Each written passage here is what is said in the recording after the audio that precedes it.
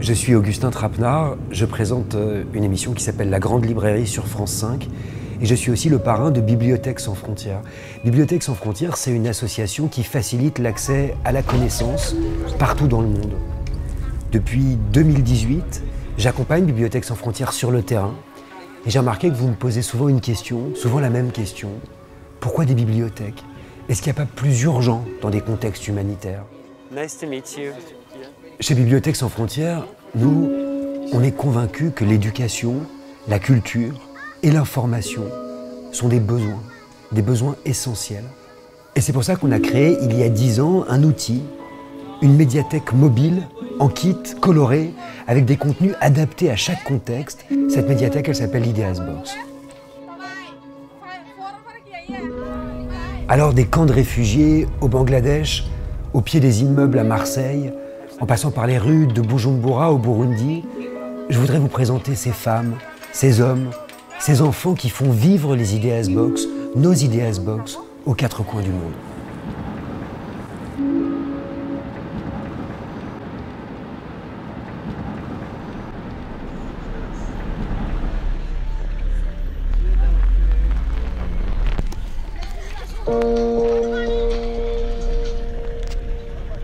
Je me souviens comme si c'était hier.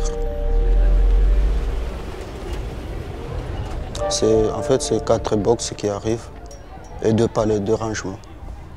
Et on nous dit que c'est une bibliothèque. Et nous, on se demande, une bibliothèque dans des boîtes, comment ça? Parce qu'on avait cette idée d'une bibliothèque, d'une grande salle où ils sont rangés des livres. Et les jours où on déploie ces boîtes, on découvre en fait c'est plus qu'une bibliothèque. Alors comment tout ça a commencé? En fait, en janvier 2010, peut-être que vous vous en souvenez, un tremblement de terre dévastateur a frappé Haïti. Et Bibliothèques sans frontières a décidé de déployer en urgence des bibliothèques dans 20 camps de l'île, sous des tentes. C'était des boîtes à histoire en fait. Des boîtes à histoire qui esquissaient déjà, qui dessinaient ce que deviendront 4 ans plus tard nos Ideas Box. Le secrétariat général des Nations Unies nous dit il faut que vous arriviez à faire en sorte que vos bibliothèques sous tente tout à fait artisanales que vous avez créées en Haïti, elles puissent être suffisamment standards pour rentrer dans les canaux de l'aide humanitaire. C'est là qu'on a écrit à Philippe Stark et qui nous a dit je suis d'accord pour faire l'Ideas Box. Et l'Ideas Box est une merveille, j'allais dire, de simplicité à la fois de haute technologie, et ça peut aller dans n'importe quel endroit du monde, se déployer en 20 minutes, se refermer en 20 minutes. Je pense que Philippe Stark a compris quelque chose qui est absolument fondamental, c'est que bien sûr il faut que ça soit pratique, bien sûr il faut que ça soit solide, que ça résiste à la pluie, etc. Donc ça, toutes ces cases sont cochées, mais en plus de ça il faut que ça soit beau, que ce soit attractif. Et donc, qu'est-ce qu'il fait? Il met ses formidables couleurs. Qu'est-ce qu'il y a dans ces bibliothèques? Il y a des livres, physiques, toujours. Il y aura toujours des livres dans une bibliothèque de Bibliothèques sans frontières. Mais il y a aussi un routeur internet, ce qui est absolument important, notamment dans les camps de réfugiés que j'ai pu visiter au Burundi, au Bangladesh ou en Jordanie. Il y a aussi des écrans, c'est-à-dire des tablettes, mais aussi un écran de télévision qui a valeur de cinéma. Grand succès de Kirikou ici. Il y a des jeux, parce que les jeux c'est extrêmement important. Ça montre que la bibliothèque c'est un espace aussi de sociabilité. Mais non, mais quand il met un 2 bleu, je peux couper en mettant un 2 bleu moi. Non, mais c'est quoi cette règle? Mais c'est ça le Uno. J'en ai vu beaucoup des Ideas Box dans le monde entier, peut-être une vingtaine. Et c'est vrai qu'elles se ressemblent toutes. Elles sont dessinées de la même façon et pourtant elles sont toutes différentes. Vraiment.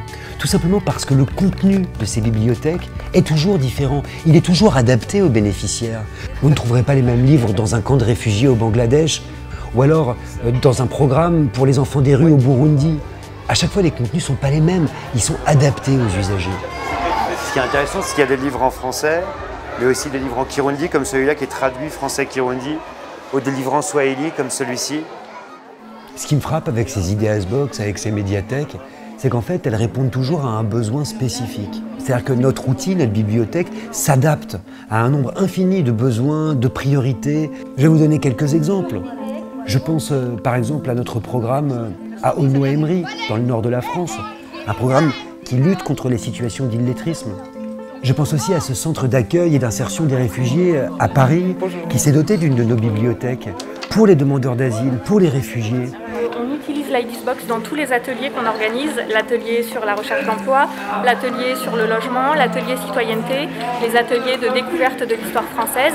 Et vraiment l'IDisBox c'est un outil formidable et une très très grande richesse pour nous puisque ça soutient nos missions d'accompagnement vers l'insertion. C'est pas clémentine mais ça se ressemble, les clémentines c'est plutôt ça. Oignon. Ça c'est un vrai soutien et c'est une façon d'accompagner des populations vers l'insertion. Je pense aussi à notre bibliothèque à Sarcelles. C'est une bibliothèque où on sensibilise en fait les jeunes à des questions de santé comme l'autisme, l'alimentation, la sexualité, mais aussi l'écologie. J'apprends énormément de choses. Par exemple, moi vraiment j'ai une mauvaise alimentation, on va pas se mentir. Vraiment, on va pas se mentir. Et puis nos bibliothèques, ce sont aussi des tremplins pour un avenir meilleur. Je pense au Liban, par exemple.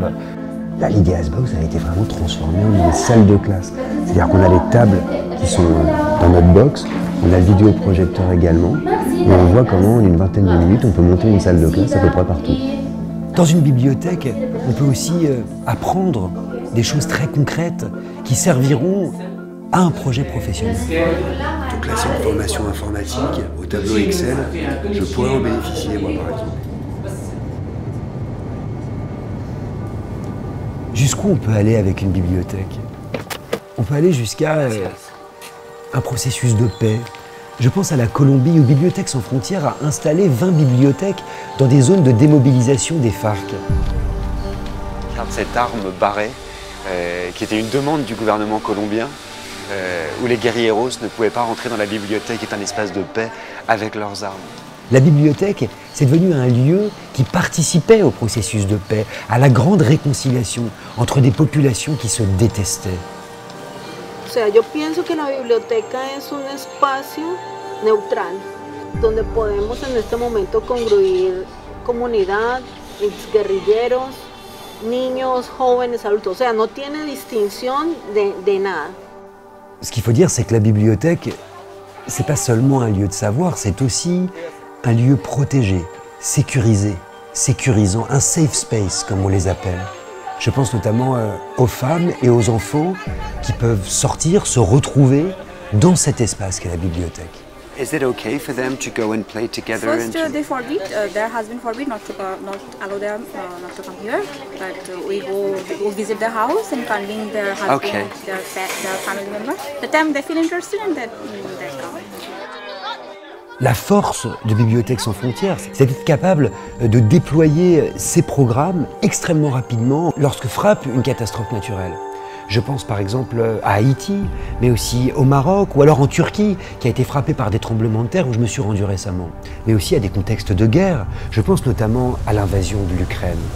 3 semaines après le début de la guerre, Bibliothèques sans frontières a su déployer des IDSBox aux frontières, notamment en Pologne. La Pologne où arrivaient de nombreuses réfugiées ukrainiennes avec leurs enfants. Et nos bibliothèques servaient de centre d'information, d'aide psychologique, mais aussi de garderie. C'est un lieu qui est assez fascinant parce que c'est un espace vraiment sécure, un espace de calme où on peut se maquiller, on peut jouer à des jeux de société, on peut regarder la télévision. Et ce qui est magnifique, c'est de voir qu'on est accompagné d'une association locale qui s'appelle Ochalenier. Et c'est le principe de Bibliothèques sans frontières, on est toujours en fait accompagné par une association locale, ce qui nous permet évidemment de travailler dans la langue des bénéficiaires. Et puis les situations d'urgence, ce ne sont pas seulement les guerres ou les camps de réfugiés en dehors de la France, ça se passe aussi chez nous. Je pense par exemple à la pandémie de Covid-19. Et je pense au programme que Bibliothèques sans frontières a déployé à Marseille, dans les quartiers nord, au pied de la tour Massalia, en 1 mois et demi à peine. Des bibliothèques qui permettaient justement aux enfants qui avaient manqué l'école de rattraper certains cours, mais aussi d'occuper un temps qui devenait immense, d'un temps qui s'étirait. Ah, flambard! Voilà notre dragon! Ma parole, je tombe à pic! J'ai toujours pensé la lecture comme un exercice du temps, comme une sagesse du temps, comme une résistance aussi à l'effervescence, à l'épilepsie d'aujourd'hui. Et c'est ce que j'ai pu voir dans tous les projets de Bibliothèques sans frontières, dans tous les programmes que j'ai pu visiter. Vous le savez peut-être, c'est un chiffre de l'ONU, La moyenne du temps passé en exil, elle est de 17 ans aujourd'hui. Et ça, c'est quelque chose qu'on ne sait pas, qu'on ne mesure pas. En Jordanie, par exemple, j'ai pu mesurer l'importance des activités pour passer le temps, pour s'évader, pour jouer tout simplement, à travers un programme magnifique que l'on avait autour des jeux vidéo. Allez là! Je vais vous dire, rarement, dans tous mes déplacements, j'ai vu autant de joie. Et je me suis rendu compte à quel point la bibliothèque était importante. Parce qu'elle proposait une autre façon de passer du temps. Je pense aussi à nos programmes à Paris, dans les gymnases réquisitionnés par la mairie lors du plan d'urgence hivernale, où on a installé des bibliothèques, des Ideas Box, et où j'ai pu rencontrer par exemple Thierry, qui était un sans-abri, et qui venait dans cette bibliothèque, dans cet espace, simplement pour passer le temps, pour lire, pour bouquiner, pour avoir un autre rapport au temps. Oh, dis donc, je l'ai pas lu. Ah ouais? En fait, ces bibliothèques, ce sont des lieux de vie, de rencontres, de partage, mais aussi des lieux de refuge, des lieux pour apprendre, mais aussi des lieux pour rêver, pour s'intégrer. Et mon rêve, c'était ça en fait.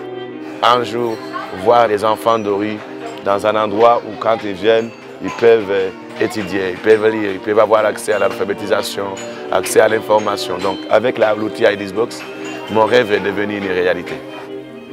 Je m'interroge souvent sur ce mot humanitaire qu'on emploie toujours à tort et à travers. L'humanitaire, c'est quoi? Mais moi, dans ce mot, j'entends l'humanité, bien sûr, mais j'entends aussi, et peut-être surtout, les humanités, c'est-à-dire le savoir. Pour moi, l'aide humanitaire, elle doit passer par le savoir. Pour moi, c'est ça, aujourd'hui, une bibliothèque.